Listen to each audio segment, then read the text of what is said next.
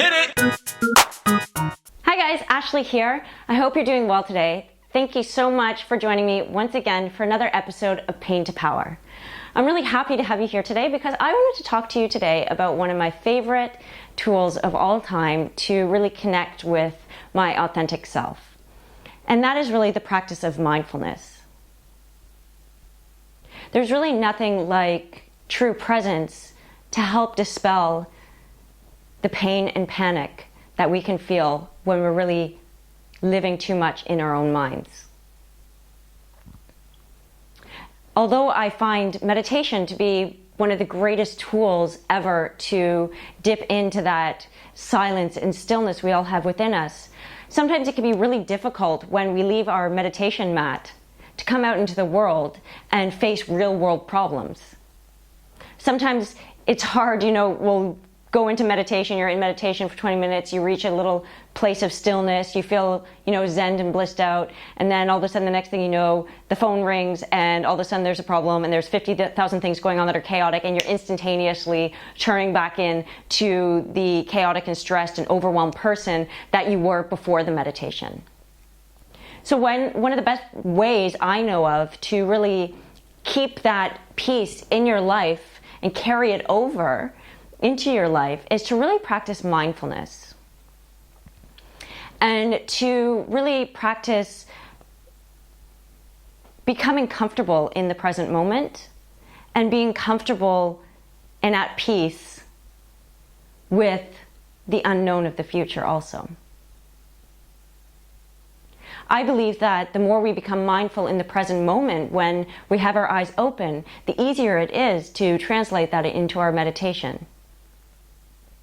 The more we can practice stillness while our minds are active and our eyes are open, the more we can practice stillness when we actually close our eyes and go into meditation.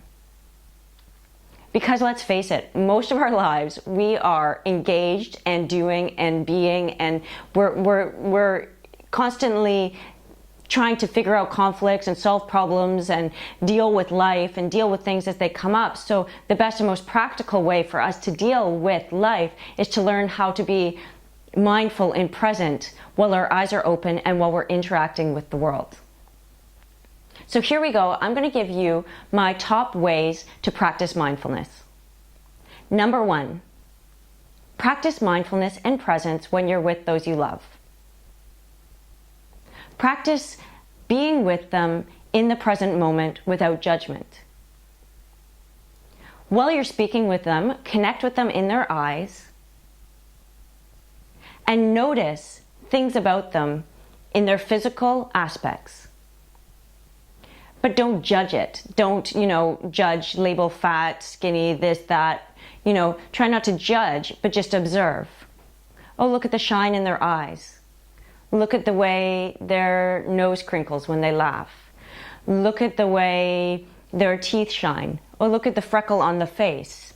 So really just being present with them as a person without judgment. And feeling your feet on the floor and feeling your breath and really connecting in the eyes is a way of really being present with other people. Another way of being present with other people is noticing the nuances when they speak. Notice what they're trying to communicate to you, non-judgmentally, when they're speaking. Try and read between the words, but don't judge the emotion that's coming out. Just try and be with them and experience what it is they're trying to express with you. Another great way of being mindful, number 2, is being able to be present with what you're currently doing. So for me, I like to choose 3 times throughout the day that I know that I can be mindful. So what does this mean? Well, I could choose every day when I'm in the shower, for example. You feel the water on your head, you feel the temperature. You don't judge hot or cold, you just feel everything. You feel the temperature, you feel the wetness, you feel the heat in the room, you feel your feet on the floor as you're showering, you feel the feeling of getting clean, you feel the suds in your hands, you feel the way your scalp feels when you're massaging it. So you put all of your attention into your senses. and what it feels to be having the shower, and your experience of the shower and the way things look, but not labeling and judging, but just putting your full attention and focus on what you're doing at that moment. And there's really no limit to how it can go, because you can be mindful about the temperature, you can be mindful about the texture, you can be mindful about the scent of the soap, you could be mindful about the way you feel inside. How does it emotionally make you feel? So there's really no limit to the layers of which you can pay attention to when you're just in the shower, for example. Another time of the day could be when you're eating lunch. Notice the food on the plate. How much of the plate does the food take up? Does the food have an energy it emits? The colors in the food. You pick up your fork, you feel the fork in your hand, you put it in your mouth, you chew very slowly, you swallow the food, you feel the food going down. And so this is the whole process, the smell of the food, the texture of the food, the color of the food, but you try and do it in just an observational way without labeling or judging. So this is really what we're trying to achieve in meditation also, is to be able to achieve a sense of peace and stillness beyond labeling our thoughts, because it's not that when we're meditating thoughts aren't coming through, it's about practicing non-attachment to the thoughts that are coming through. So the more focus we put on what we're doing in the moment, if we're having a shower or if we're eating or anything like this, then the more focus we put on what's in front of us, the less active our minds are. The less chitter chatter and the less stories our minds will be able to tell us, because we're giving our complete and entire focus on the moment. Another time could be, maybe when you're going to bed, you feeling the covers against your body, your head against the pillow, the sensations in your body as you're getting tired, the way, your tongue even feels in your mouth, the way your eyes feel as they're closing, the way your body starts feeling heavier. And this is just really practicing that stillness and presence. So that's number 1, and number 2, I'll give you 3. The next one is being out in nature.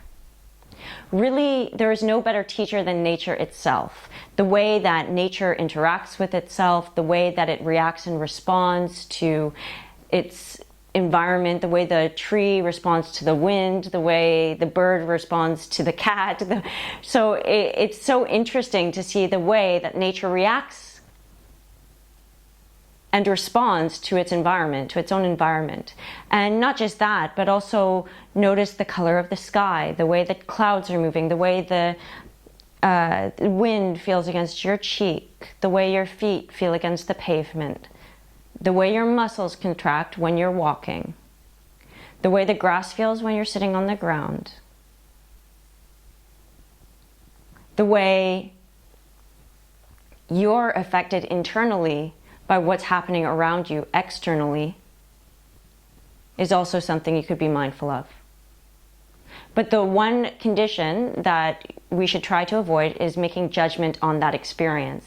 But it's being present with it. And it's amazing how much more colorful things seem, how much richer food tastes, how much, you get full faster when you're eating mindfully, because you're taking your time and you're actually paying attention to your body and what it actually needs. So there's limitless benefit to being mindful. So that's really something that I wanted to talk to you about, because I think that true power is in presence and really connecting with your true self. And once we can get out of the way of our own mind and be more still and present and mindful in these moments of calm in nature, while we're eating, while we're in the shower, while we're with people, then when chaos starts arising in our lives, it's a bit easier for us to tap into that present, say, okay, feel my breath, feel my feet on the ground, feel safe in this present moment, and then you can choose a response rather than a reaction based on